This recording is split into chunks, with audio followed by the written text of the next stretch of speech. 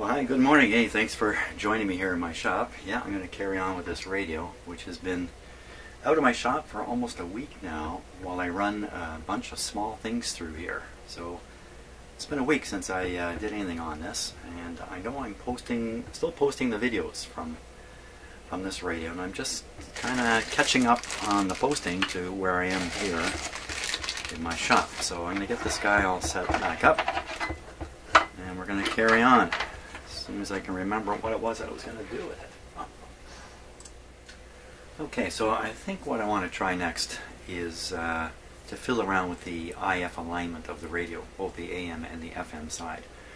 The reason for this is it looks like the radio's been worked on previously. The IF adjustments are sitting here out in the open. They're easy to access. Somebody who's not so sure what they're doing would be attracted to try to fiddle with these.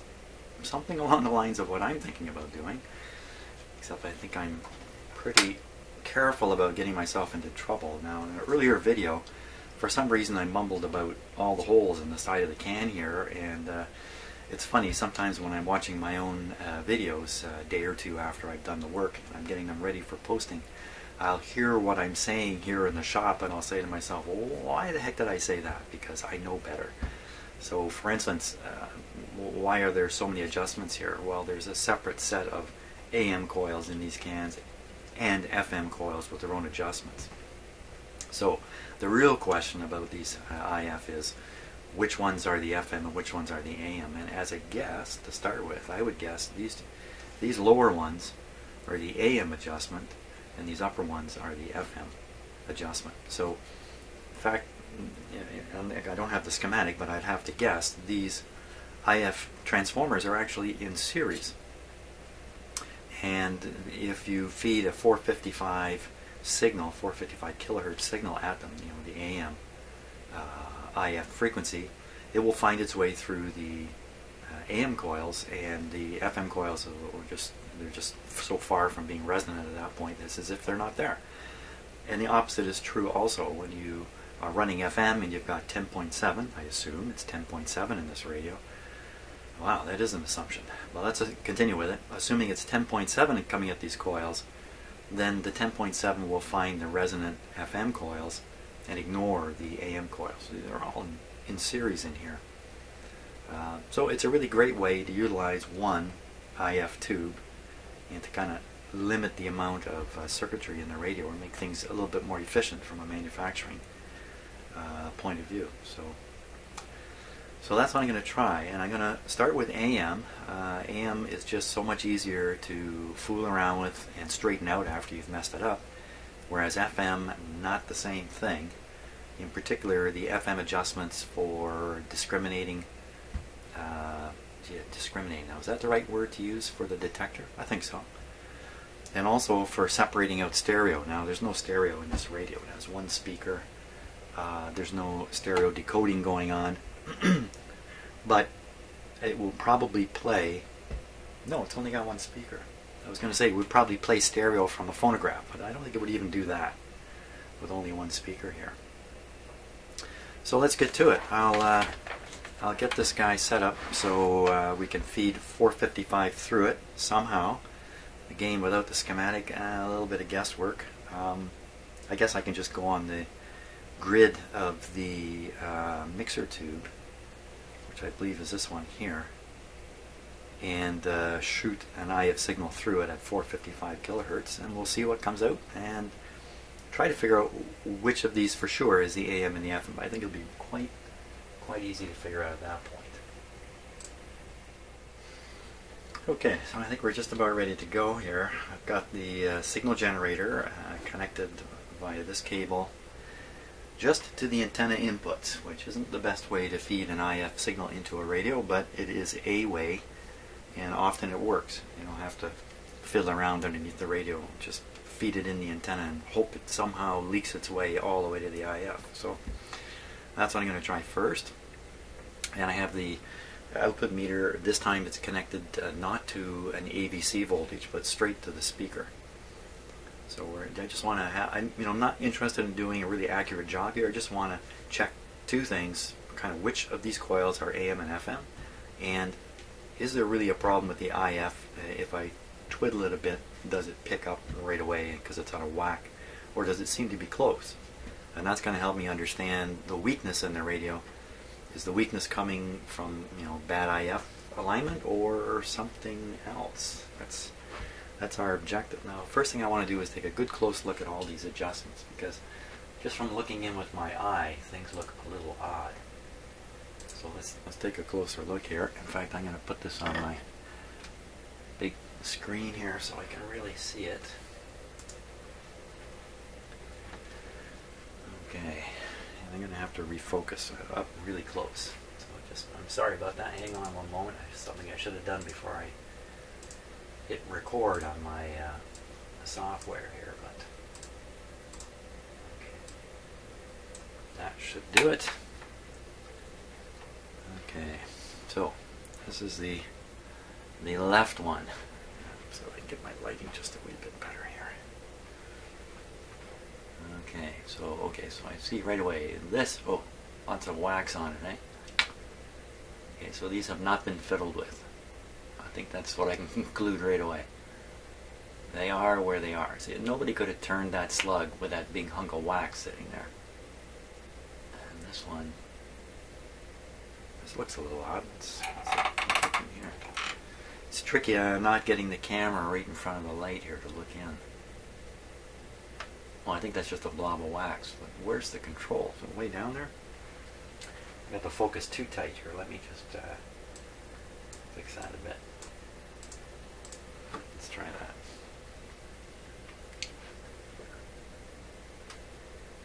I really got to get a light right up inside there. What happened to my little tiny spotlight? It's wandered off somewhere. Well, it looks just like a wax blob in there. That's what it looks like. Oh yeah, look, these have not been touched. So, am I the first one to get in here and monkey around with these things? Oh, this looks a little different.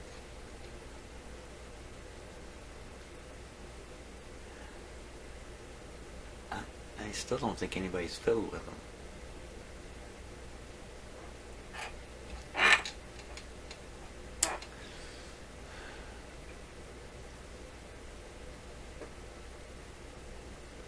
Yeah, I'd conclude that these have not been touched. So, boy, for me to start fiddling with them now,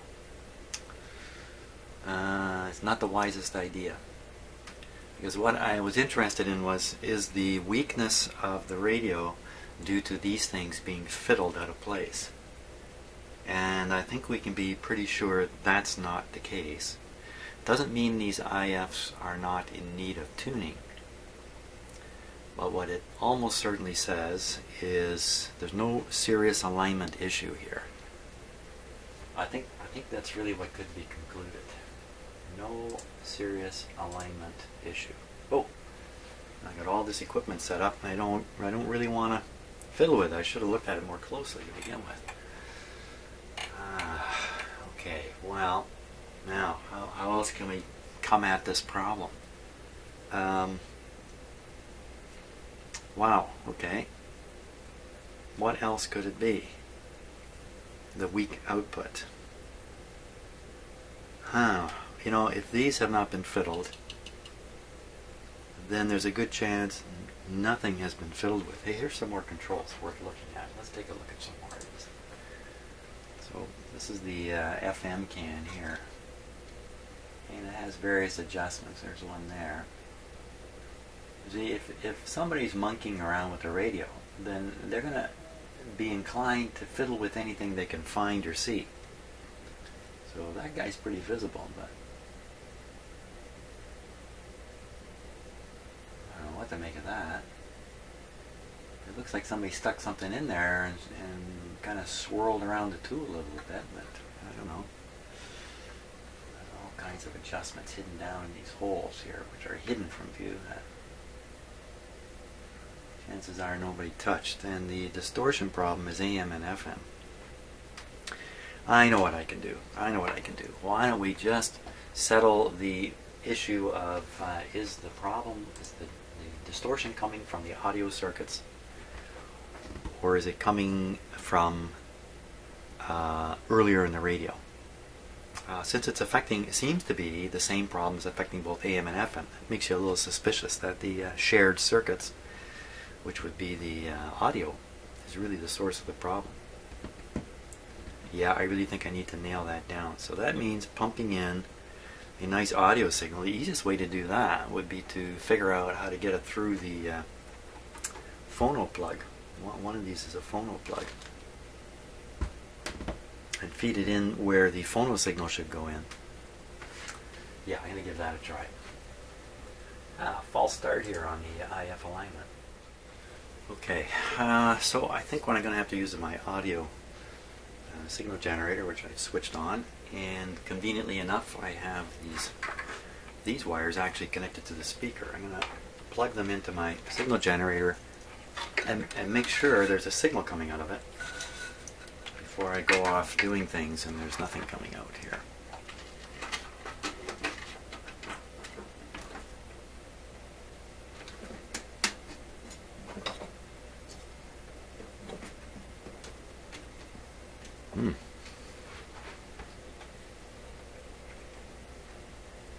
That's a little odd. I can't hear anything.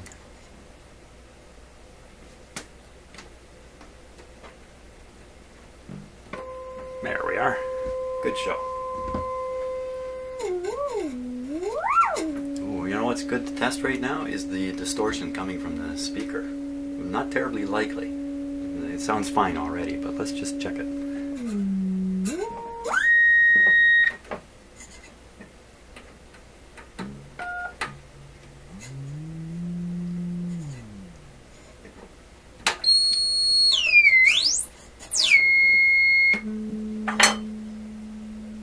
Sounds just fine. So that's the audio signal we're working with. I'll disconnect it from the speaker. Now my challenge will be to connect this to the proper input terminals on here. So let's take a close look at this and see if we can just sort it out by looking at it closely. That would go together, wouldn't it? Okay. Ooh, so what do we got here? We've got 1, 2, 3, 4. Look, I think 5 terminals. You know, if I had to guess, I would guess the one in the middle is a ground, and the left and right are on either side of it. But that's just a wild guess. Let's see. Let's see. We should be able to spot a ground pretty quick on this. Get more light on it. Just 1 second here.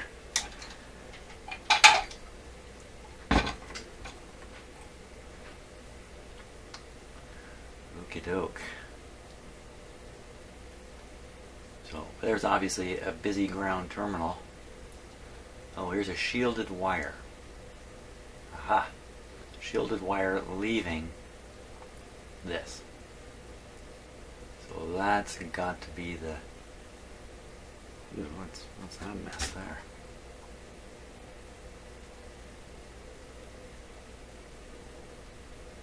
Looks like it's going through the switch here. What they've done is that they've tied together the ground shields, and then they've got the actual audio wires interrupted on this switch here. This is one of the front switches.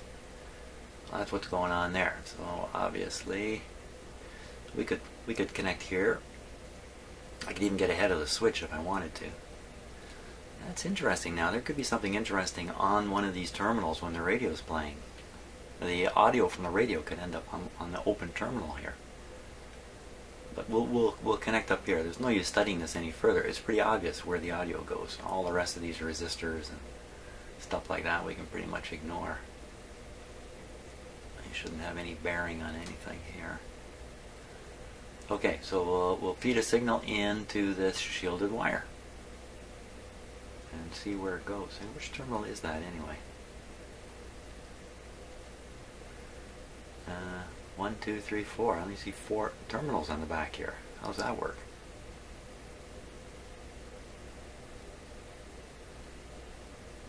Ah, 2 of them are soldered together there. Oh, two of them with the, that's the signal wire, isn't it? Yeah. So they've taken two pins, soldered them together. Now where's the ground going? Might as well sort this whole thing out. Here's the ground going way, yeah. On the left there. Well, it looks like the right one is grounded also. So, and then this last pin here, I don't know what's going on with that. The resistor and going off into the maze here. The maze. So, I don't know what that is. Resistors. But I'm pretty sure the shielded wire is where we want to go. Unless I got this whole thing turned around and this is actually an output. How possible is that? The other terminal on the back looks like that. Now that's typically a speaker terminal.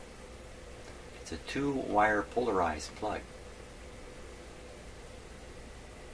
And I'm not sure I can sort that out quickly. So here's the speaker wires.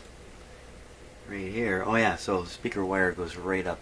Yeah, so for sure this is just a way to hook up another speaker. So no doubt about it. That's the input. I think if you plug in a stereo record player, let's say, with 2 channels coming here, it'd be 2 channels on this side, but by the time it gets back here, it's been shorted into 1 channel out onto this wire. Good. I'm sure of it. Of course, being sure of it. Yeah. Sure of a lot of things. I was sure. I was sure. I think we've all said that before, haven't we? But I was positive. I was absolutely certain. Okay. Take this guy, turn down the output, assume there's still a signal here. Ground to ground.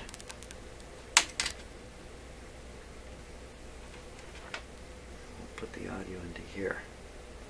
Now another problem with this, doing this is, well, how much level should I be feeding in? It shouldn't be much from my signal generator.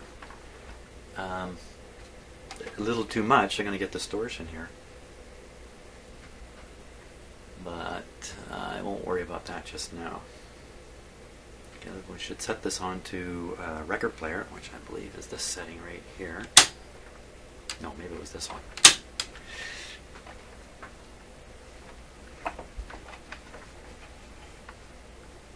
Ah, wow. Okay, I gotta get a new pair of glasses. PU, this one here. PU, buddy. Okay, I think we're safe to start the radio up. Remind myself. Tuning, volume is down. The only thing that's not connected is the FM antenna. Shouldn't really matter. And we are on the record player, so we won't hear any radio. We'll hear this thing right off the bat, except I have the output turned down. Okay, good. We're ready. First time I've turned this on in a while. There we go. Chance to warm up. See if I can fix my lighting a little bit. It's a little hard to look at with that glare coming back. I bet you my frame rate has dropped. Yeah, that's okay though. Not a lot of movement in here right now. I hear the hum, so I know this is on. So we'll turn up the volume, hear if anything's coming out yet. Ooh, that's ugly. That could be a hum coming out of my box here. Let's turn this level up here.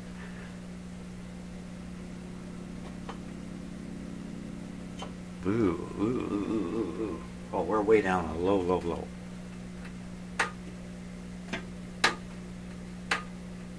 No doubt about it. I gotta do a little maintenance on that guy. Where's the tone? There it is. It's being destroyed by this huge hum. I'm not going to be making any judgments like that. Why the huge hum?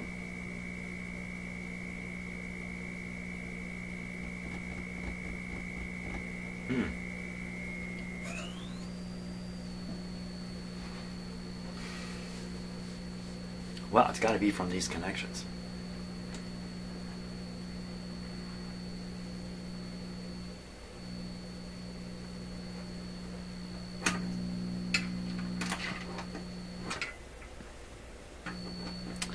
it's as if this ground really hasn't taken here. Maybe that's all it was.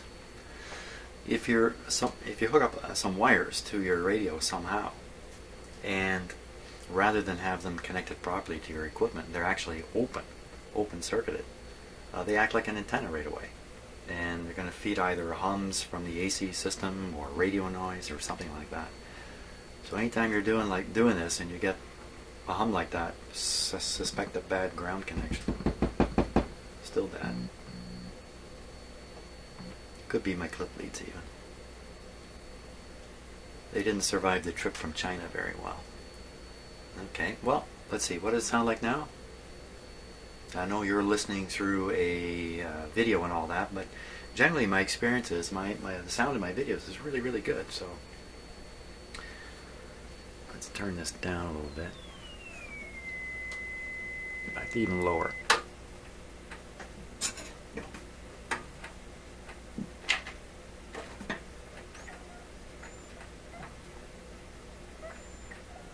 There we go. Wow, I really gotta clean that guy up. Now, what's that sound like? Sounds like it's overdriven a bit. Let me turn it up. Well, it's not bad.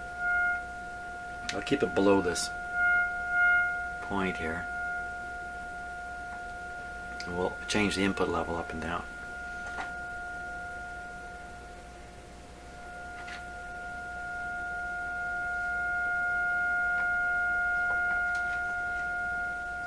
So it looks like I'm not overdriving the input because I turned this guy right up and it didn't really change the quality of the sound, just got a little bit louder. I am running this on low voltage too. Yeah, so I wouldn't be surprised if you get distortion right now, but I don't hear any. So let's sweep the frequencies up and down just to see.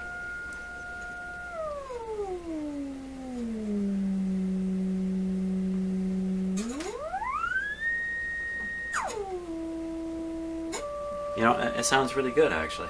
I don't hear any problem. So let's try just the volume control on the receiver now. It was about 20% up. It's going to get a little loud, I think.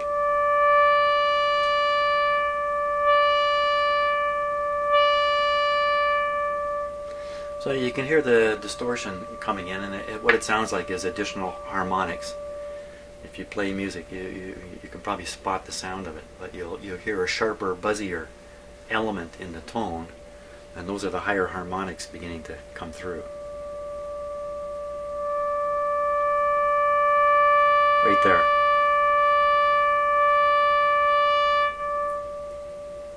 So another thing we could do, we could put this on the scope and take a look at it.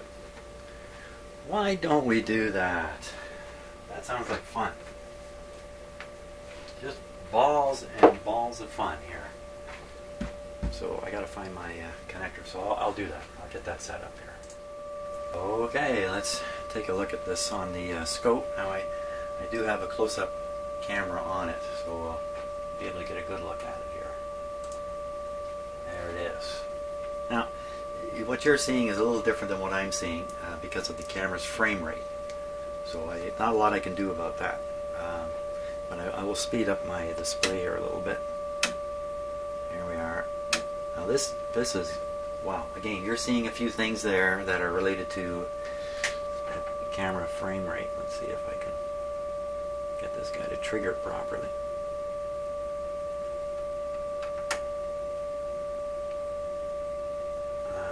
Wow, there's a lot. What is that? There's a lot of junk on there with it. That's not a nice clean, not a nice clean sine wave at all. It's got all kinds of little furry things all over it. And also it's bobbing. And that's from some lower frequency hum or something like that.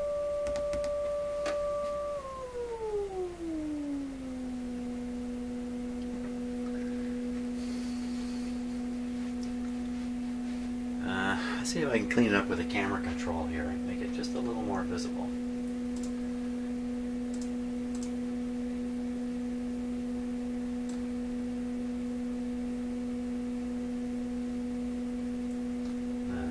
much, does it? A little bit. Okay, we'll leave it like that. Again, those weird things you're seeing that are kind of sliding up like that, that's all just camera frame rate effects. So the thing to look at is, what's all this furry stuff here?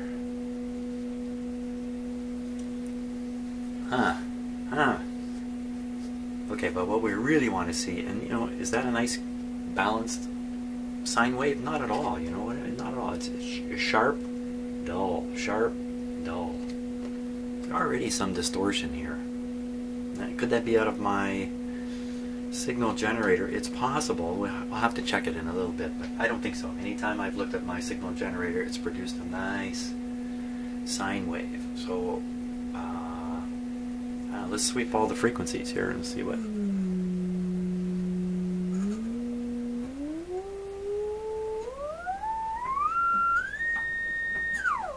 Sounds fine, looks fine. Okay, we're going to crank up the volume. First I'll turn it down. Of course there it disappears. And we'll crank it up. There we are, we're triggered.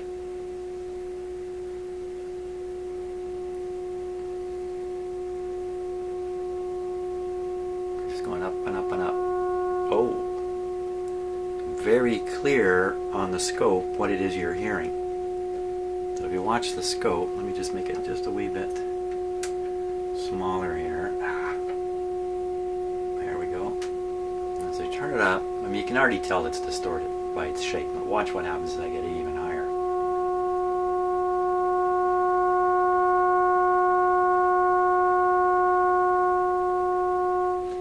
So I have to turn it down to talk. So the sharp area that's developing right in here on the curve, that sharp area, that's going to be, to produce that sharpness requires a lot of higher order harmonics, and that's what we're hearing. So you notice this is really quite distorted to begin with. It doesn't have that nice pure tone to it in my ear anyway, but it doesn't sound terrible. The terrible part comes in here. That's full.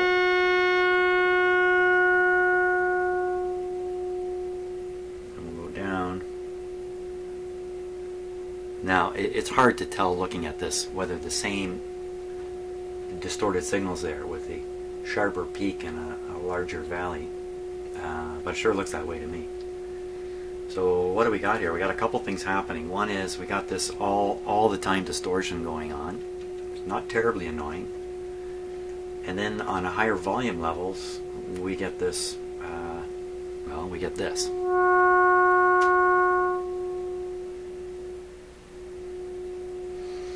And that's clearly just coming out of the audio section. So let's see, what do we got? We got the story is the receiver's distorted in AM and FM, especially at higher volumes. And when we put a signal into the phono, we see what I believe is exactly the same distortions. So there's something going on in the audio. If it's not only the audio, certainly the audio circuits are part of the distorted picture here. So that means going back, checking biases very carefully this time around. You know, the problem is in the output here somewhere, and I got to figure it out.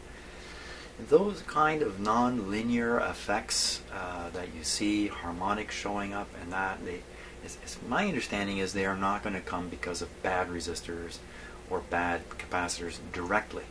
They're going to come directly from a non-linear operation of a vacuum tube or some other component that has that capability, like a transistor, maybe even a diode. Not from a resistor or capacitor. But what the resistor or capacitor can do is they can interfere with things like bias, which would put the tube into the kind of operation that would result in this sort of distortion. So really, and you know what else? You're all yelling at me, Jim, you told us before you didn't have it on full voltage. Duh, I still don't.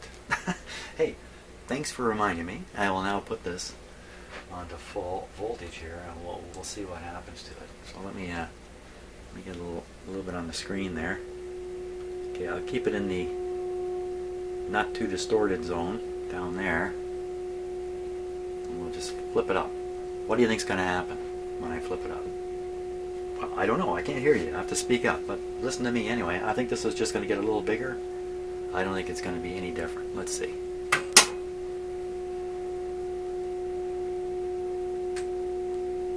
Well, I think the hum effect has increased.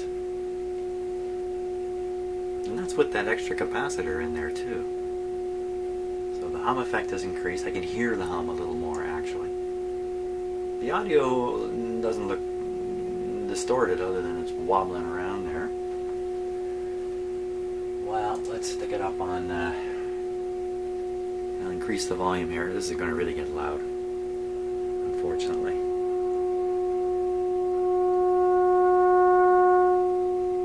That's enough.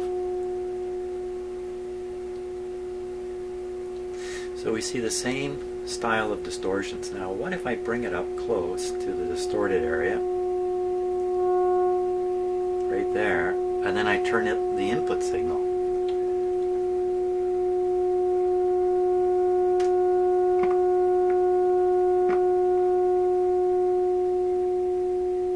I'd say look pretty similar. Let me turn the radio up a little louder first. Okay, and we'll try the same thing. We'll go down, and then we'll raise the input signal here. Okay, I think I'm getting something out of that. I think what that is suggesting to me is the signal which is passing through the triode preamp is coming out okay. That's the impression I get. And that the problem is really in the output tube circuits. But you know, we got to do a lot of voltage measurements here to really kind of track this down. And do I have another? Oh my gosh! Huh. Okay, check this out. The hot tube. So this bag was laying up against the hot tube. Let me show you what happened. No wonder I've been sitting here smelling something for a little while there. Ugh. Glued to the tube there. I should have watched out for that. Wow, okay. And that's that screaming hot tube, output tube there. Okay, where are we on the clock? 9:47 in the morning. I think I'm going to stop at this point and ponder the whole situation and think about the next step. Hey, thanks for watching.